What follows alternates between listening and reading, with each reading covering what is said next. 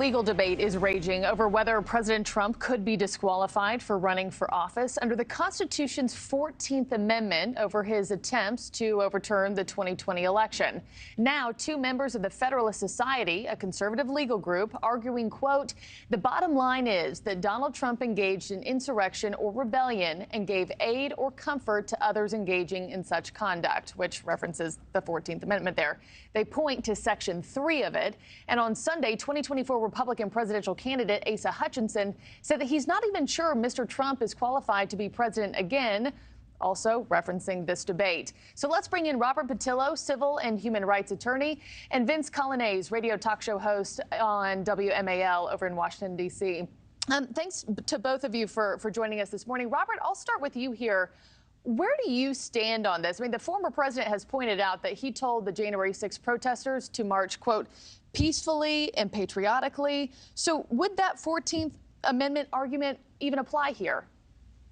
No, I don't believe so. Now, I'm also in opposition to felony disenfranchisement laws as they relate to voting nationwide. And I think that this might be an opportunity for conservatives to stand up and say that we're going to fight against efforts at disenfranchising individuals who have previously been in conditions of servitude in this country. But the 14th Amendment is specifically about the Civil War. It's specifically about preventing individuals who participated in rebellion against the United States government from serving in political office or being president in the future. I don't think that this will constitute the same. I think this is an expansive view of what the writers of that amendment were trying to achieve. And I think that more so than that, we should be focusing on how we can amend the Constitution going forward to actually consider these things. But I do think there's a danger for having people who are under indictment, who are convicted felons from serving as president. But that takes a constitutional amendment as opposed to expanding what the 14th Amendment intended. Yeah, and I'll get more on that from you in just a minute here. But yeah, to your point, this was so that former Confederate states couldn't elect former Confederates to use politics as a continuation of war.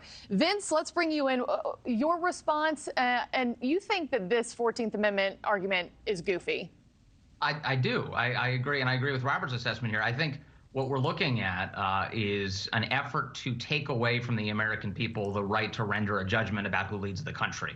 That's what this is. The subtext of this argument is that our democracy, our republic, can't be trusted to make this decision, so let us disqualify him from afar so that the voters don't even have a chance to assess. That's preposterous and for all sorts of reasons. Now, the idea that Trump himself engaged in an insurrection is ridiculous for a number of reasons. One, all of his opposition to the nature of the last election was found in court filings. He was using the system as prescribed in order to mount challenges, which he lost on a routine basis in those courts. He also urged people, as you noted earlier in the segment, to peacefully make their voices heard at the Capitol. Additionally, he left office on Inauguration Day. He didn't attempt to stay in office beyond the available dates to his presidency. So all of this adds up to the guy didn't engage in insurrection. The whole thing is meant to rob the American people of the ability to make this decision for themselves. And I know that the last line of this specific section of the 14th Amendment says that Congress may, by a vote of 2/3 of each House, remove such disability. I mean, that seems like a stretch. I'm not fully sure exactly how this would be enacted if it was decided that he was barred from being on the ballot. But how concerned should Republicans be over this, especially with President Trump already facing 4 indictments? Robert?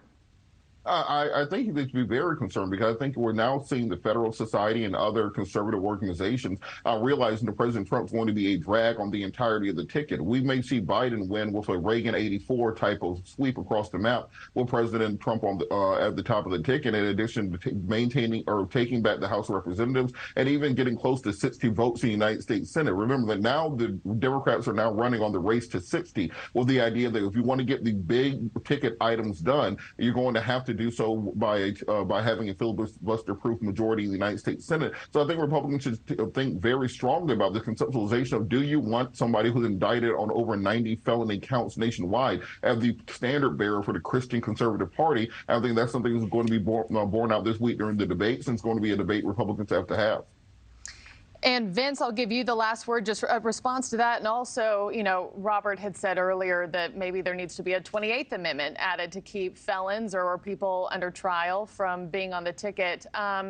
your response there? And would that be anti-democratic to keep certain people from participating in this process? Well, I agree with the general principle that if you are going to be punished and there be a prescription for that punishment to redress the grievances to society, that probably should be the end of it.